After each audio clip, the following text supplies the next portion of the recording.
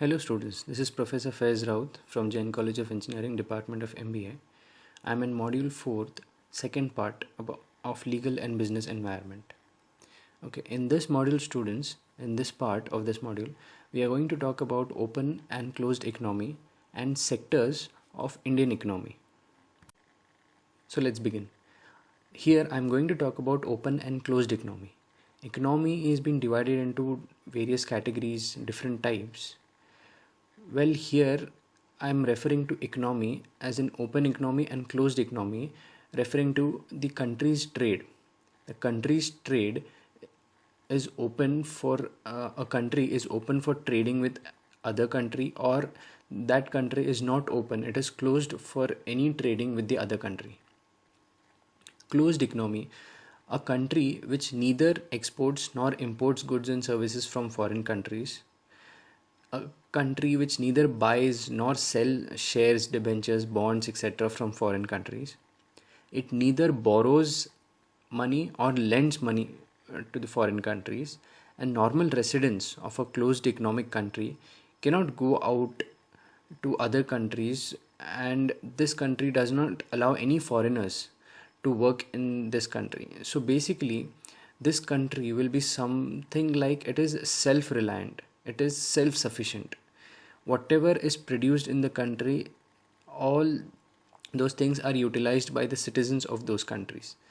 Nothing is exported out of that country, and nothing is being imported into that country, and no as such relation with any other countries in the world. This country is basically an isolated country from all the countries of the world. So if that's the condition, then this country falls into closed economic condition. Okay, next is about open economy. Open economy is where a country exports goods and services, import goods and services from the foreign countries. It buys, sells shares, debentures, bonds, etc. from foreign countries. It borrows money from foreign country. It lends money to foreign countries. And normal residents of an open economy can go to other countries to work, and even foreigners are allowed to work in this company. So basically, this is a country which is very much related with many countries, maybe at least one country, because whatever the citizens require, this country is not self-sufficient to make those things. So it imports things which its citizens require, and this country cannot manufacture it. And there are some things which are which are manufactured excess in this country. Those things are exported to other countries. So it is open. So this country is open for imports and exports, and there is investment from this country to other countries. There is investment from other countries in this country. So this kind of an economy is where foreign relations are there, and this country is related to many other countries in the world. So today almost every country is engaged in trade, as no country can produce every commodity enough to satisfy the wants of its citizen.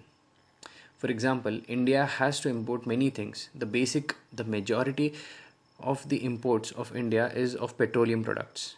India comes in the top 3 countries who are the major importer of petroleum products in the world. So basically, in today's world, all the economies are open economies, but there are various levels or various categories even in open economy. For example, countries like Brazil, Vietnam, Algeria, Morocco, even North Korea, even they are open economy, but there are many restrictions. The restrictions are in such a way they are very close to closed economy. For example, in India as well, there is investment through foreign direct investments, but there is restrictions for even for the foreign companies to come and invest and start business in India. FDI is not 100% in major of the private sectors in India. There are some restrictions. Even in some countries, the restrictions is so far that many companies doesn't feel interested in going in those countries and doing business. So no doubt open economy exists in throughout the world, but with restrictions.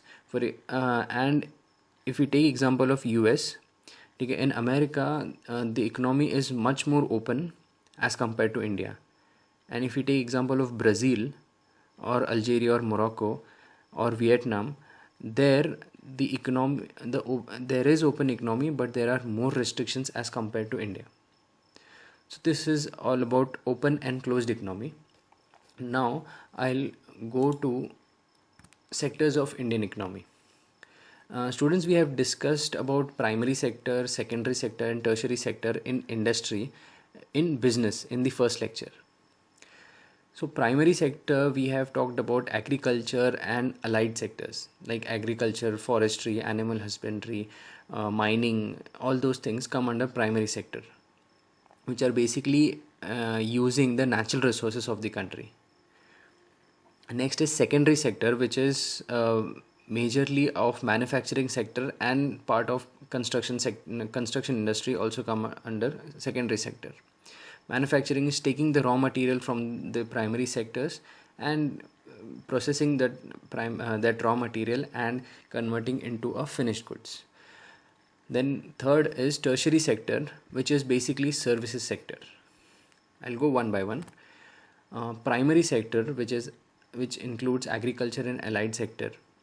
This is a very important sector in India in the terms of the population dependency. About 58% of India's population is dependent on this sector. Second is gross value added by agriculture, forestry and fishing is estimated at 18.55 lakh crore in FY19. That means that much contribution is there to the Indian economy by agriculture, forestry and fishing. Third is Indian gross food and grocery market are the world's sixth largest, with retail contributing 70% of the sales. And last is food processing sector is growing at 13% and it shall be the engine for growth in this sector. See students, along with the farming activities, food processing sector is also increasing. And this food processing industry or the food processing sector will fetch more of our exports. So food processing sector is growing very fast, and this is the opportunity for the agricultural and allied industry to grow it and capitalize on this. Okay, second is secondary sector, which consists of manufacturing sector. Manufacturing is the process of conversion of raw materials into finished goods by utilizing the natural resources. Manufacturing units play a vital role in improving the health of the economy, as they have direct impact on country's inflation and employment pattern.